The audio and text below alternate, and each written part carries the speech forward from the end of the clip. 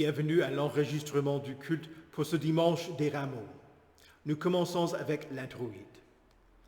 Hosanna au fils de David. Béni soit celui qui vient au nom du Seigneur. Éternel, ne cache pas ton visage à ton serviteur. Je suis dans les détresses. Réponds-moi vite. J'attends de la pitié, mais il n'y en a pas. Des consolateurs, je n'en trouve aucun. Moi, je suis malheureux et souffrant. Ô Dieu, que ton secours me mette en sécurité.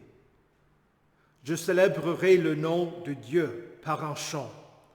Je proclamerai ta grandeur par des louanges. Les humbles le voient et se réjouissent. Vous qui cherchez Dieu, que votre cœur vive. Au nom du Père et du Fils et du Saint-Esprit. Amen. Confessons nos péchés. Dieu Tout-Puissant, Père miséricordieux, je confesse devant toi, moi, pauvre et misérable pécheur, toutes mes iniquités et mes péchés par lesquels je t'ai offensé et mérité ta juste colère et ton châtiment, dans le temps et dans l'éternité. Je m'en repens de tout mon cœur. Je regrette sincèrement de les avoir commis, et je te supplie, par ta grâce infinie, et par les souffrances amères et la mort innocente de ton Fils bien-aimé, Jésus-Christ, mon Seigneur, de m'accorder ta grâce et ta miséricorde. Amen. Le tout premier dimanche des Rameaux, notre Seigneur Jésus-Christ est entré à Jérusalem et il a été accueilli par la foule qui a chanté, qui a crié « Hosanna ». Le mot « Hosanna » veut dire « sauve-nous ». Et voilà ce que notre Seigneur a réalisé. Il est allé à Jérusalem afin qu'il meure, afin qu'il paie le prix pour vous racheter. En priant, en demandant le pardon de vos péchés, Jésus vous exauce. Il vous sauve. Allez en paix. Amen. Prions le Seigneur. Dieu Tout-Puissant et Éternel, qui a tellement aimé le monde que tu as envoyé ton Fils Jésus-Christ, notre Sauveur, pour prendre notre chair et pour souffrir la mort de la croix, afin que tous les hommes suivent l'exemple de sa profonde humilité. Fais-nous la grâce d'imiter sa patience et d'avoir part à sa résurrection.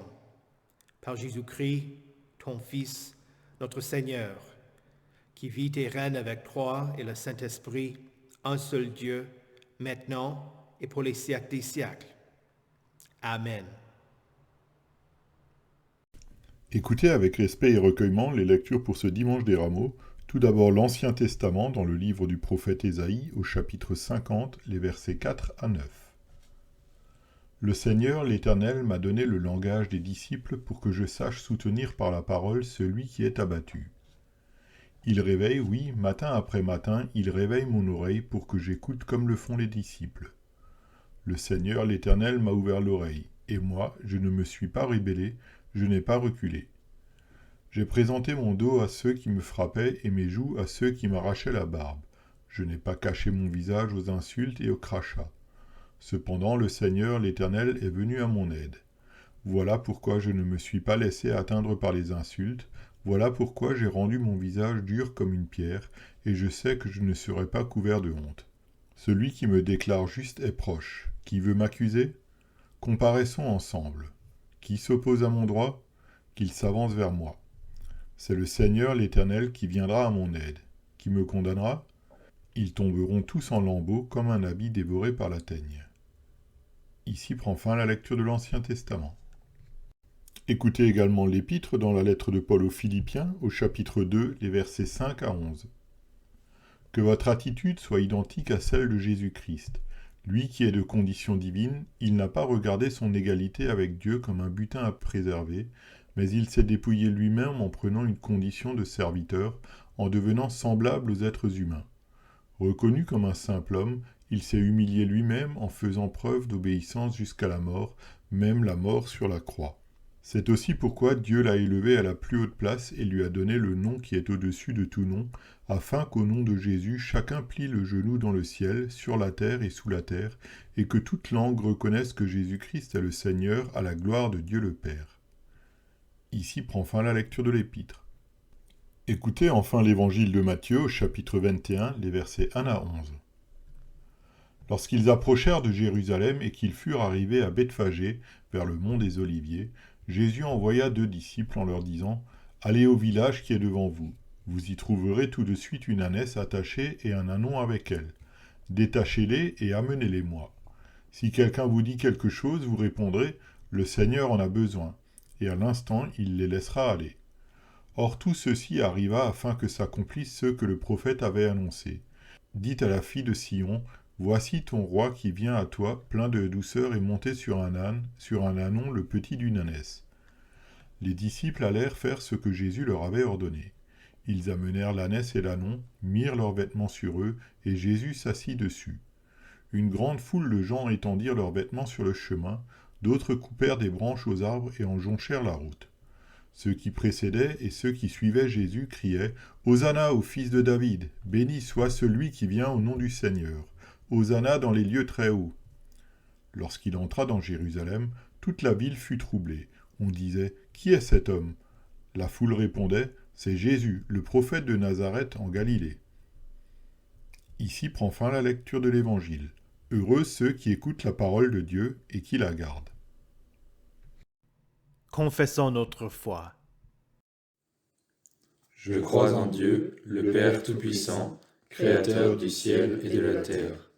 Je crois en Jésus-Christ, son Fils unique, notre Seigneur, qui a été conçu du Saint-Esprit et qui est né de la Vierge Marie. Il a souffert sous Ponce Pilate, il a été crucifié, il est mort, il a été enseveli, il est descendu aux enfers. Le 3e jour, il est ressuscité des morts, il est monté au ciel, il siège à la droite de Dieu, le Père Tout-Puissant, et il viendra de là pour juger les vivants et les morts. Je crois au Saint-Esprit, la Sainte Église universelle, la communion des saints, la rémission des péchés, la résurrection de la chair et la vie éternelle. Amen.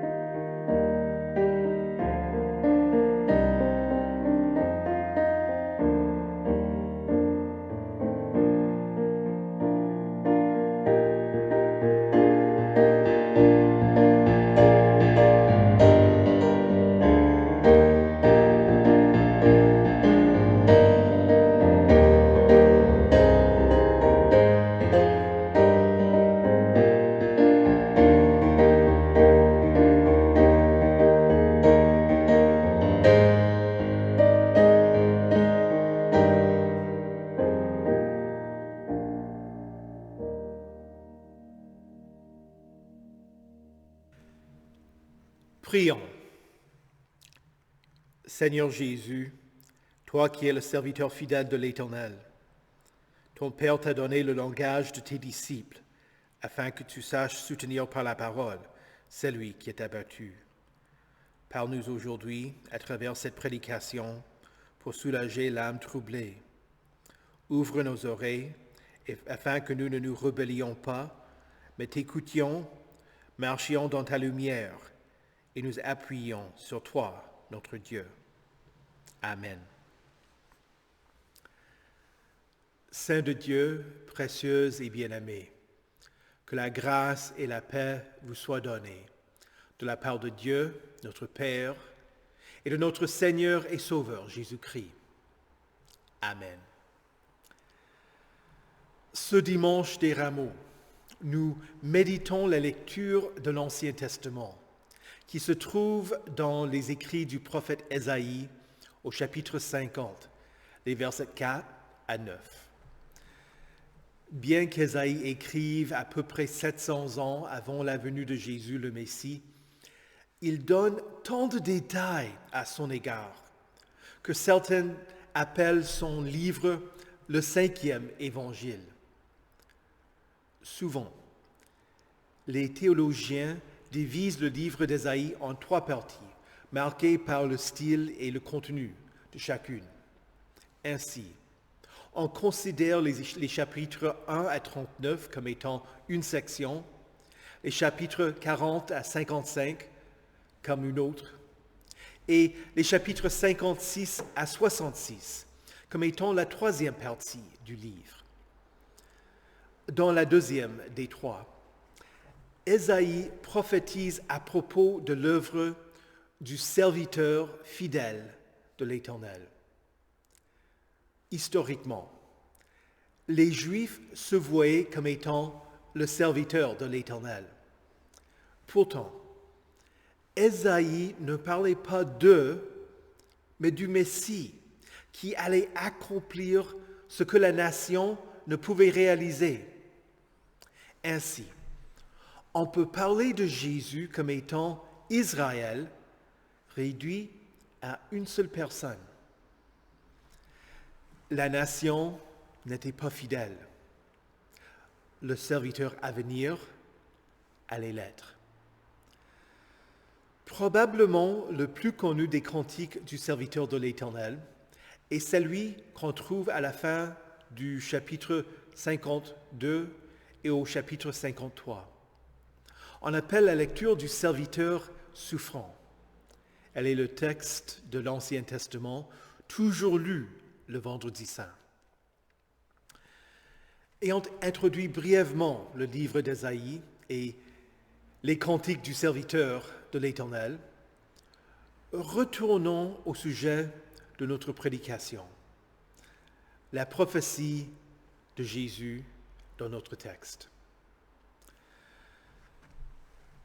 Parfois, nous lisons un texte trop rapidement pour apprécier son contenu. Alors, nous allons ralentir notre lecture afin de mieux comprendre le texte. Écoutez Jésus prophétiser ce qu'il allait être son œuvre. Le Seigneur l'Éternel, m'a donné le langage des disciples, pour que je sache soutenir par la parole celui qui est abattu. Il rêvait, oui, matin après matin, il rêvait mon oreille, pour que j'écoute comme le font des disciples. L'Éternel donna à Jésus le pouvoir d'écouter et d'interpeller les gens.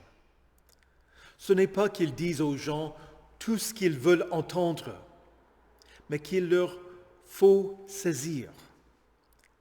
Il ne cassera pas le roseau abîmé et n'éteindra pas la mèche qui fume encore, mais c'est en toute vérité qu'il révélera le droit. Il annonce de bonnes nouvelles aux pauvres. Il guérit ceux qui ont le cœur brisé. Il proclame aux déportés la liberté et aux prisonniers la délivrance. Il console ceux qui sont dans le deuil. Jésus vous invite à venir à lui, vous tous qui êtes fatigués et courbés sous un fardeau. Il vous offre du repos pour votre âme. Ceux qui l'écoutaient au cours de son ministère public étaient étonnés par son enseignement. Après le sermon sur la montagne, quand Jésus eut fini de prononcer ces paroles, les foules restèrent frappées par son enseignement, car il enseignait avec autorité et non comme leur spécialiste de la loi. Et ont vu Jésus chasser un démon. Les gens à Capernaum dirent « Qu'est-ce que ceci? Quel est ce nouvel enseignement? Il commande avec autorité même aux esprits impurs et ils lui obéissent. » Et même les gardes du temple, qui étaient censés arrêter Jésus, répondirent au chef des prêtres quand ils retournèrent sans l'avoir fait. Jamais personne ne parle comme cet homme. Jésus parle toujours. Ce n'est pas qu'il offre de nouvelles paroles différentes de ce qu'il avait dit auparavant, non. Le message est toujours le même et ne change pas parce qu'il ne change pas. Il vous dit de vous repentir de vos péchés. Il vous pardonne. Il vous encourage. Il vous soutient. Il vous donne un nouveau cœur. Il vous vivifie. C'est comme ce que Pierre dit à Jésus après que la foule l'eut abandonné. Jésus demanda si les 12 voulaient s'en aller. Et Pierre répondit, « Seigneur, à qui irions-nous? Tu as les paroles de la vie éternelle. » Jésus vous parle à travers sa sainte parole et la parole de Dieu prêchée. C'est ainsi que l'auteur de la lettre aux Hébreux cite 3 fois dans son sermon le psaume 95, le verset 7. « Aujourd'hui, si vous entendez sa voix, n'endurcissez pas votre cœur. » Et vous devez comprendre qu'aujourd'hui, vous entendez la parole de l'Éternel. Et il en va de même pour vous. N'endurcissez pas vos cœurs quand vous entendez Dieu vous parler. Ne soyez pas indifférents à ce que vous entendez. Jésus peut vous révéler la parole de l'Éternel parce qu'Yahvé, l'Éternel, réveille son oreille pour l'écouter. Parfois, les prédicateurs d'aujourd'hui ont du mal à énoncer ce que les gens ne veulent pas entendre. Ce n'est pas un phénomène nouveau. Moïse dit, « Ah, Seigneur, je ne suis pas un homme doué pour parler. » Et cela ne date ni d'hier, ni d'avant-hier, ni même du moment où tu as parlé à ton serviteur. En effet, j'ai la bouche et la langue embarrassée. Jonas essaya de s'échapper plutôt que d'aller à Ninive. Ésaïe s'écria devant l'Éternel, « Je suis perdu, car je suis un homme aux lèvres impures. J'habite au milieu d'un peuple aux lèvres impures. Et mes yeux ont vu le roi, l'Éternel, le maître de l'univers. » Mais ce que Jésus dit est fidèle et fiable. Jésus dit, « Le Seigneur, l'Éternel, m'a ouvert l'oreille. Et moi, je ne me suis pas rebellé. Je n'ai pas reculé. » Cela nous amène aux violences que Jésus allait subir tout en restant inébranlable. Dans les versets 6 à 9, Jésus se lamente des souffrances que ses adversaires allaient lui infliger. Il dit, « J'ai présenté mon dos à ceux qui me frappaient et mes joues à ceux qui m'arrachaient la barbe. Je n'ai pas caché mon visage aux insultes et aux crachats. » Déjà, à l'époque d'Ésaïe, Jésus décrit les souffrances qu'il allait endurer de la part des gardes du temple, comme s'il les avait déjà subies. Matthieu écrit qu'ils lui crachèrent au visage et le frappèrent à coups de poing. Certains lui donnaient des gifles en disant, « Christ, prophétise-nous qui t'a frappé. » Et Matthieu écrit que les soldats romains lui enlevèrent ses vêtements et lui mirent un manteau écarlate. Ils tressèrent une couronne d'épines qu'ils posèrent sur sa tête et lui mirent un roseau dans la main droite. Puis, s'agenouillant devant lui, ils se moquaient de lui en disant, « Salut, roi des Juifs !» Ils crachaient sur lui, prenaient le roseau et le frappaient sur la tête. Chers saints, si vous ne l'avez pas observé en entendant la lecture, la prophétie révèle que Jésus n'est pas seulement passif. Il offre son corps pour vous. Dans l'Évangile selon Jean, au chapitre 10, Jésus dit, « Le Père m'aime, parce que je donne ma vie pour la reprendre ensuite. Personne ne me l'enlève, mais je la donne de moi-même. J'ai le pouvoir de la donner et j'ai le pouvoir de la reprendre. » Et encore, dans la lettre aux Hébreux, nous lisons qu'il est impossible que le sang de taureau et de bouc enlève les péchés. L'auteur explique, « C'est pourquoi, en entrant dans le monde, Christ dit, « Tu n'as voulu ni sacrifice ni offrande, mais tu m'as formé encore. Tu n'as accepté ni holocauste ni sacrifice pour le péché. Alors j'ai dit, me voici, je viens. » Dans le rouleau du livre, il est écrit à mon sujet, pour faire, ô Dieu, ta volonté. La volonté du Père, c'était que Jésus s'offre lui-même. Son corps innocent est devenu le sacrifice pur et sans tache, offert pour vos péchés. Jésus a une oreille qui écoute l'Éternel et une langue qui proclame son œuvre.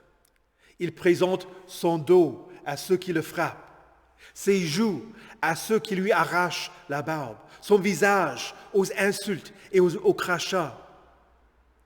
En dépit de ses souffrances, Jésus était inébranlable et son Père l'a soutenu.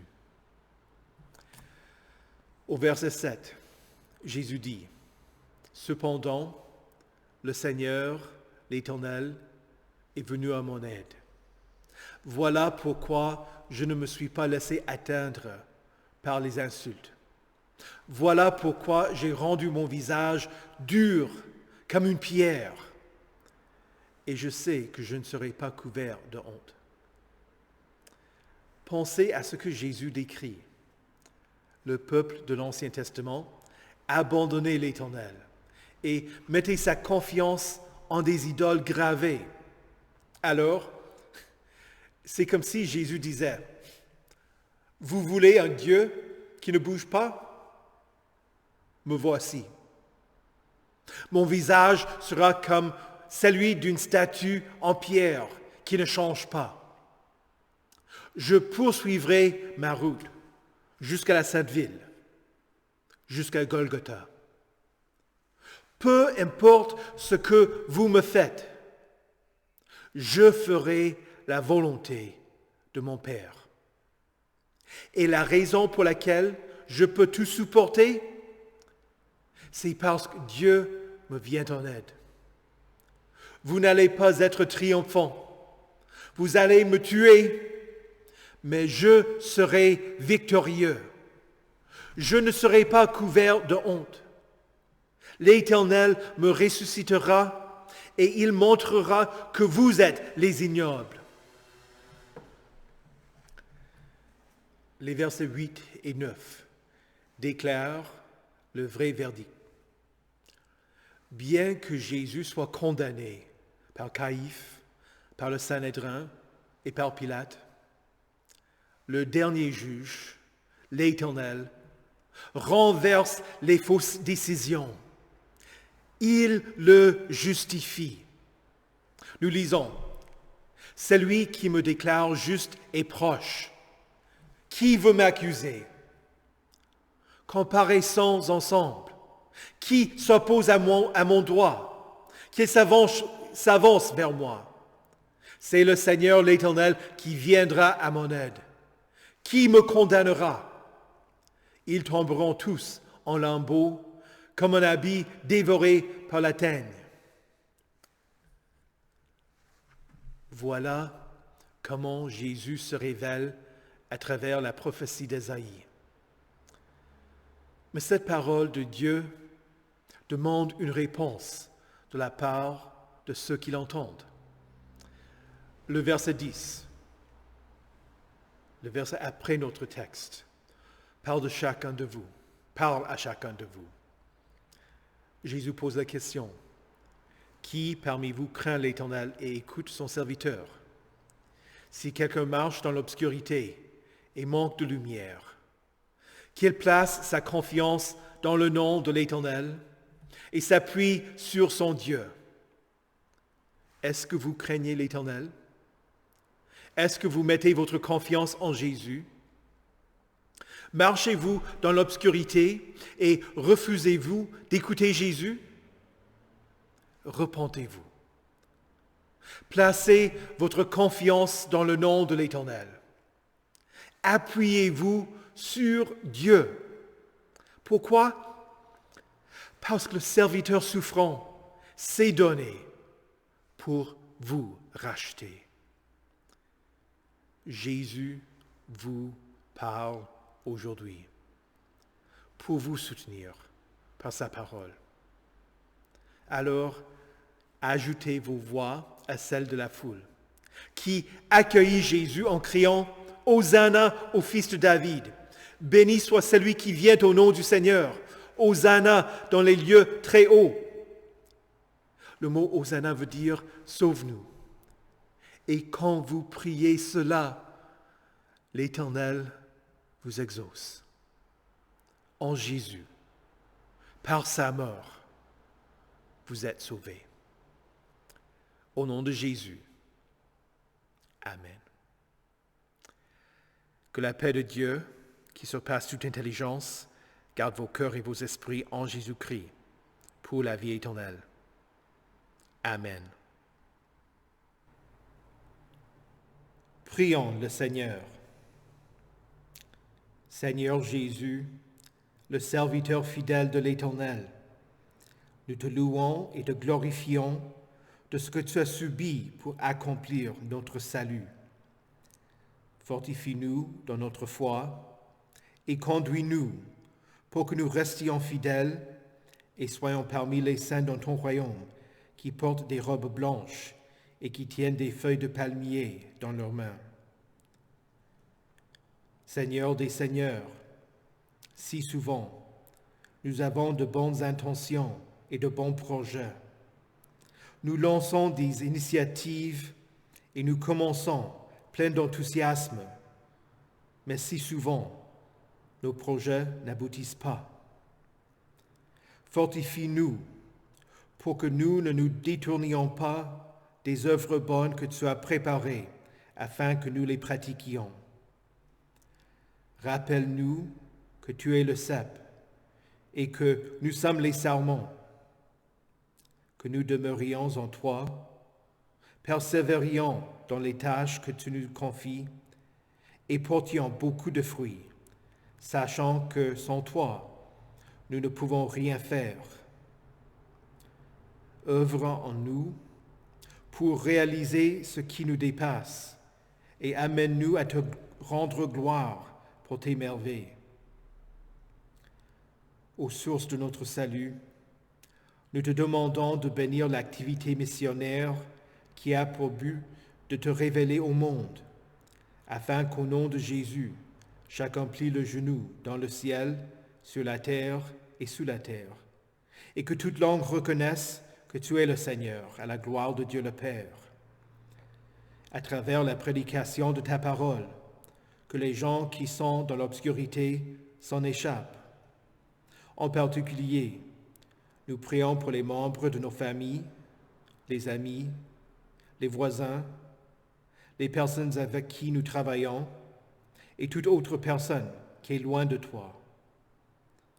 Pour ceux qui ne sont pas capables ou qui refusent de prier, Hosanna, sauve-nous. Nous te prions pour leur salut et les nommons dans nos cœurs.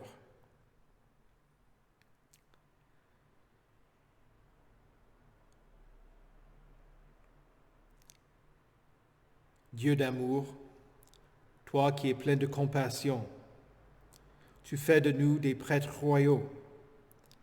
Écoute nos intercessions pour nos familles et nos prochains, pour ceux qui sont malades, pour ceux qui ont des handicaps, pour ceux qui souffrent, pour ceux qui sont dans le deuil, pour ceux qui vivent humblement et n'ont pas assez pour se procurer l'essentiel, pour ceux qui ont des addictions, pour ceux qui subissent les effets de la guerre, pour les réfugiés et ceux qui sont loin de leur famille, pour les orphelins et les veuves, et pour toute autre personne pour laquelle nous prions aujourd'hui, que nous t'invoquons maintenant dans nos cœurs en silence.